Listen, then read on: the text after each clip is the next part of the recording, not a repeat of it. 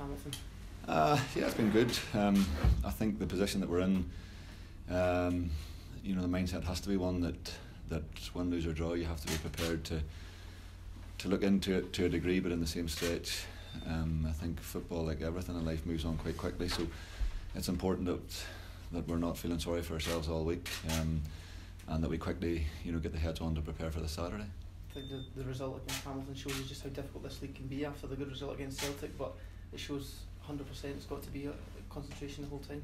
Yeah, absolutely. Obviously we've a huge amount of work to do. We've known that from the start. The Celtic performance and the point that we took out of that was brilliant, but we know that's the standard and that's the level that's needed every Saturday. But each and every team, I suppose, brings their own problems, and with that, we didn't deal with Hamilton on Saturday. Simple as that, and that was the key aspect.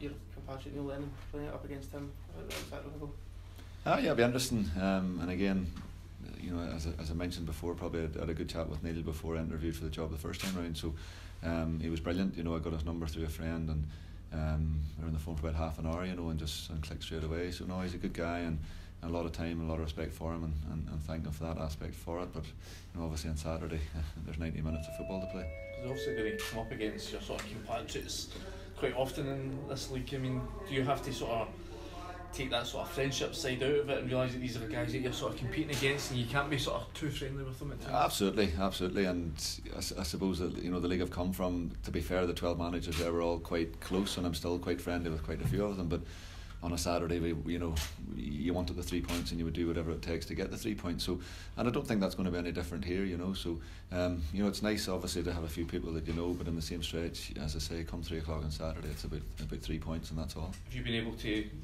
have any chats with the likes of Neil or Brendan or Tommy, the other guys, since you've come in, or they've just been 2 hands on so far? Not really. It's a nice chat with Brendan after the game. Obviously, came in for 10 minutes after the game, and we had a good chat then.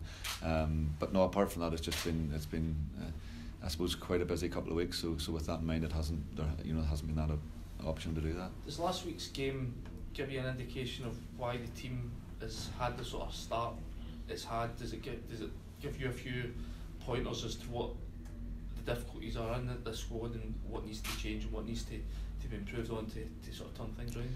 It does, and it's a big squad. I think we're sitting around the 28 or 29, possibly 30 mark, and but in that, and I suppose strike similarities towards my old league at home in the Scottish League, in that they were both 12 teams league, and it took a certain type of player to be able to play. We had a lot of young kids who went across from Northern Ireland who came back to Irish League and struggled and just couldn't get to grips with playing in the Irish League again, and probably the Scottish League would be quite similar, where you need a certain mindset, and as they say, away at rainy night, away on a Tuesday night, away at wherever it may be, can be a tough place to go, and takes a certain type of person to do that. So very much we're still getting to know everybody, and still getting to, I suppose, a good profile of the squad more than anything else. But it does. Listen, it's a massive job, and we know that going forward. But we've our targets for the season, and the key thing is that we all knuckle down and try and achieve those. You talk about the squad size.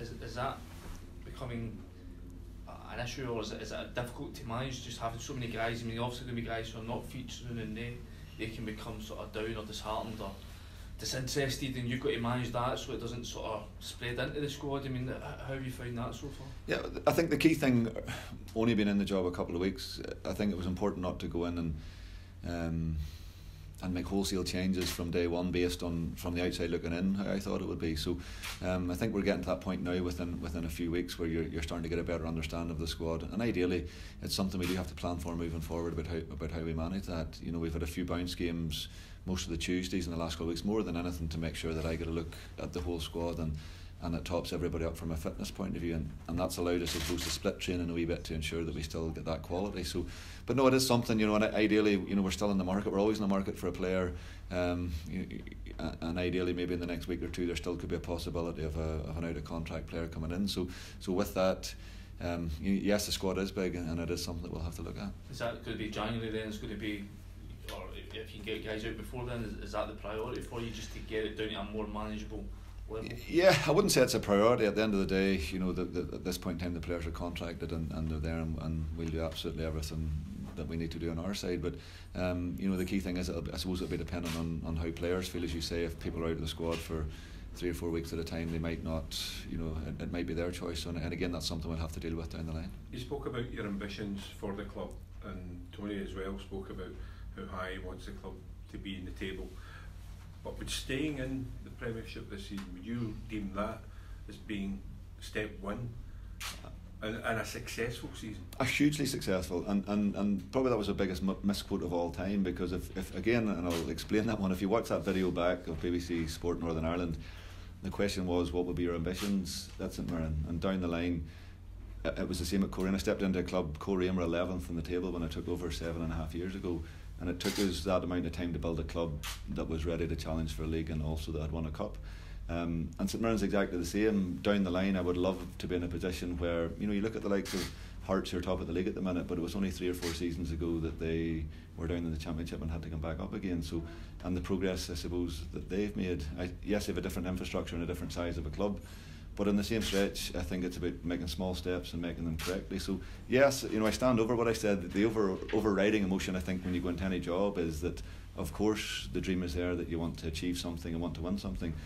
I'm an absolute realist to know that will that happen this season. I could bet my bottom dollar that we'll not win the league this year, or that that's not on the radar at this point in time. And for me, yes, as you say, the absolute ability to stay in this league and start to build something is paramount. So how long do you see yourself then when you think, okay, that this is going to be achievable? Is it at the end of this season when you regroup, say, right, we really have to make a push then, or when can you see you achieving your ambitions here? I think it's fair to say it took 8 years at Coleraine, and that won't be good enough, and it won't be good enough here as far as I'm concerned. So, but I think with the experiences and everything else that have been learned from them, I think the key thing everybody likes to see is progress and some type of progress. So, I think to finish and to stay in the league this year would be brilliant. I think next year then the key thing would be to try and obviously build and make incremental steps in that. Watched a couple of League Cup ties over the last 2 nights, Hibernian, Aberdeen, and last night at Tynecastle. There doesn't appear to be too much wrong with the Scottish game at the moment, because there are good players here.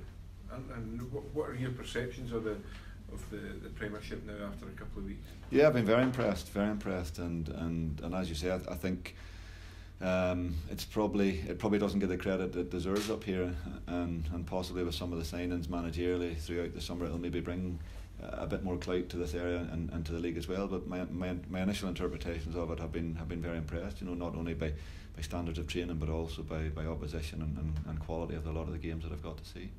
Oran, you said after the game at the weekend you thought some of the players might have been scarred by earlier events in the season, goals they've lost.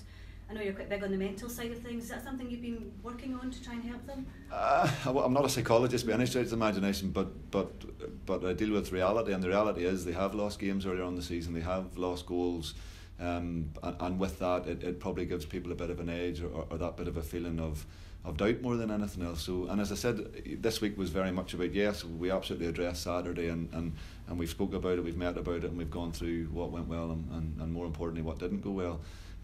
But in the same stretch, there's a new script to write this Saturday, and what we don't need to do is carry, I suppose, the wounds of previous weeks into this. I think probably at the minute we've got to approach everyone like it's a cup final, like it's a one-off, and that there's everything to play for. And I think it's that probably adaptation of a mindset that's really important, and one that we're going to have to stick to. And the mindset you had for your first game, you think that you can now focus on for these next few games? Yeah, and again, as I said, that night, it worked, and the players worked fantastically hard, and we got success with that. So there is a glimmer, there is light at the end of the tunnel, and there is, a good feeling that if we can get that type of a performance first and foremost and get it right, it gives us a chance to go and do something in a match. You had a couple of trialists in, is that right, this week? How are they getting on? We had 3 in. One has gone back.